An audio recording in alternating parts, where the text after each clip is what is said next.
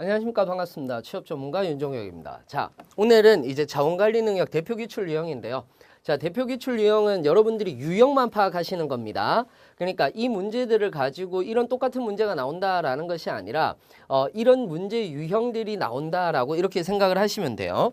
자, 그래서 자원관리 능력이라는 것의 출제 문제 유형 같은 경우는요, 대체로 문제 자체의 난이도는 전혀 높지 않습니다.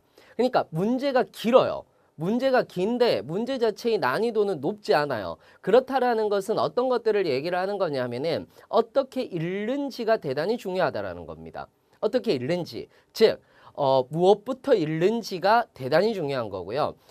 무엇부터 읽어야지만이 속도가 줄어드는가, 이걸 여러분들이 보고 따라오셔야지 되는 겁니다.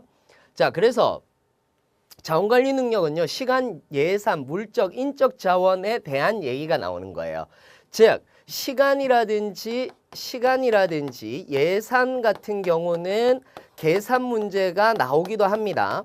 계산 문제가 나오기도 하는데 대부분 계산 문제는 그냥 사칙연산이다 라고 이렇게 생각을 하시면 되는 거고요. 그 외에 대부분 긴 문장이 나오는 경우 또는 복합 유형이 나오는 경우도 자원관리 영역이다 라고 이렇게 얘기를 하거든요. 그런데 우리가 문제를 풀다 보면 여러분들이 실제 시험장을 딱 가시잖아요. 실제 시험장을 가시면은 선생님 자원관리 문제가 안 나왔어요 라고 이렇게 얘기를 해요. 분명히 공고문에는 자원관리 능력이 있었는데요, 자원관리 능력이 안 나왔어요 라고 이렇게 얘기를 하시는 분들도 많거든요. 그런데 자원관리 능력 같은 경우는 계산 문제가 있기 때문에 이걸 수리에 넣어야 될지 아니면은 다른 곳에 넣어야 될지를 회사들도 잘 구분을 안 합니다. 회사들도 잘 구분을 하지 않고요. 그 다음에 두 번째는 뭐냐 하면 복합적인 문제 유형들이 나온다라는 거예요. 복합적인 문제 유형들이 나오다 보니까 이러한 것들이 자원인지 아닌지, 그러니까 확실하게 자원관리라고 구분되는 영역에 몇 개는 보이겠지만은 나머지는 대부분 다 조건에 따라서 끼워 맞추는 문제들이 대단히 많거든요. 그렇기 때문에 조건에 따라서 이거 문제를 해결한다? 이거 문제 해결 능력 아닌가요? 이렇게 얘기를 하는 경우들도 계세요. 그런데 사실상 자원관리 능력 같은 경우는 이러한 모든 것들이 복합되어 있는 복합 문제라고 이렇게 생각을 하시면 되거든요. 그래서 여러분들은 구분하지 마세요. 여러분들은 구분하실 필요가 없고요. 딱 자원관리라고 눈에 띄는 문제들이 있어요. 그런 문제들만 눈에 익혀 놓으시고요. 그 외에는 여러분들이 대부분 다 복합적인 문제로서 그냥 구분하지 않아도 된다라고 이렇게 생각을 하시면 됩니다. 무슨 말인지 아시겠죠? 자, 그러면은 가장 중요한 것은 뭐냐 하면은 그렇기 때문에 문제풀이의 시간이 좀 오래 걸립니다. 그래서 평소에 어떤 예산안이라든지 물적관리 대장이라든지 이런 것들을 한 번쯤 보시는 것도 나쁘지는 않습니다. 자, 첫 번째 유형입니다. 첫 번째 유형 같은 경우는요, 이런 유형이에요. 주어진 자료를 토대로 업무의 우선순위를 파악할 수 있는 문제인데, 이런 문제들 같은 경우는 예산, 뭐부터 예산을 먼저 짤지, 즉 고정 비용이 있는 거고, 그 다음에 짜야 되는 것이 유동 비용이 있는 거고, 그 다음에 짜야 되는 것이 예비비가 있는 거거든요. 자, 그 다음에 삭제, 뭐부터 삭제를 해야 되느냐라고 이렇게 얘기를 했을 때는 유동비용부터 먼저 삭제해주고 그 다음에 예비비를 삭제해주고 그 다음이 고정비용이다라고 얘기를 하는 이런 문제들이거나, 또는 물적자원 관리 문제에서요. 물적자원 관리 문제에서 어떻게 배치를 해야 되는가, 어떻게 배치를 해야 되는가라는 요런 문제들로 같이 있다라고 요렇게 보시면 돼요. 자, 그러면은 문제를 한번 봅시다.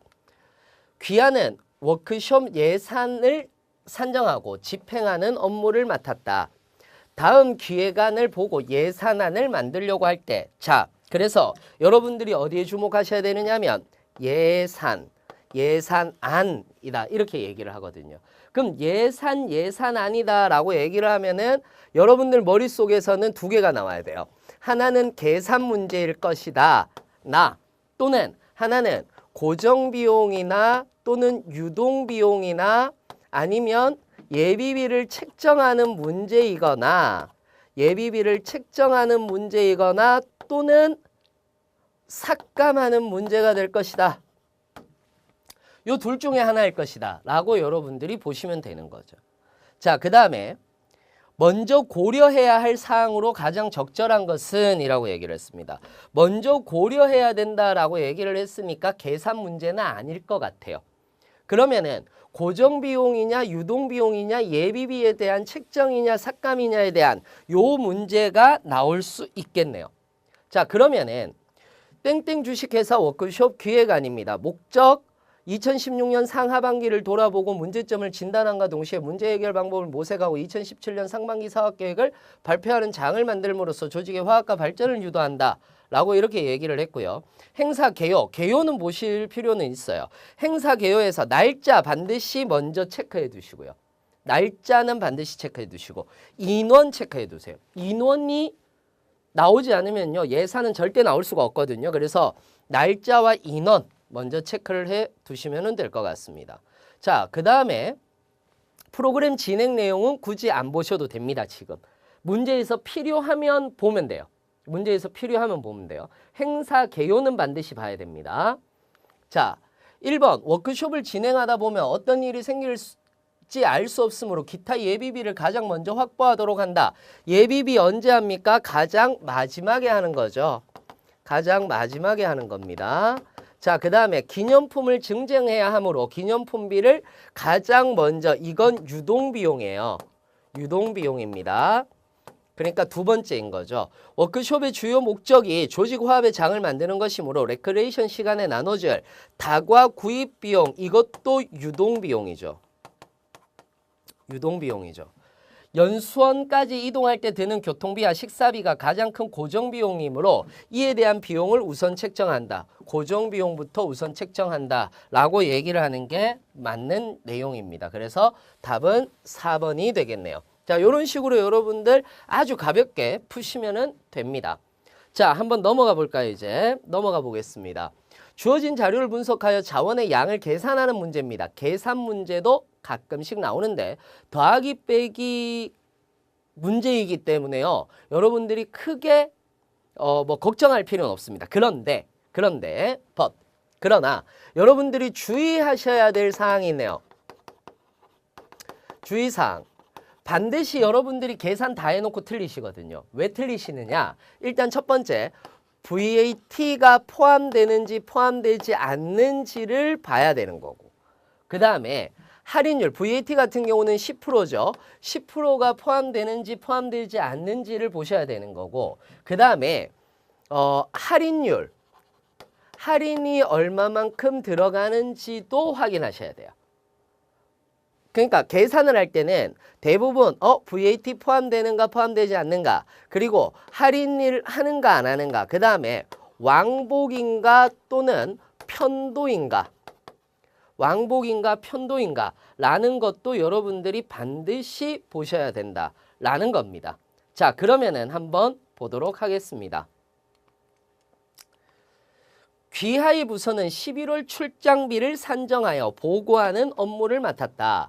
다음 자료를 참고하였을 때 귀하의 부서에서 11월의 출장에, 자, 항상 날짜는 반드시 체크를 하셔야 됩니다. 11월 출장에 필요로 하는 항공료는 얼마인가? 경비 사용 지침. 대부분 이렇게 지침이 나오면요, 이게 조건일 경우가 대단히 많습니다. 그러니까 요건 읽으셔야 돼요. 국내 경비 총액은 특별한 사정이 없는 한 최소화한다. 최소화한다.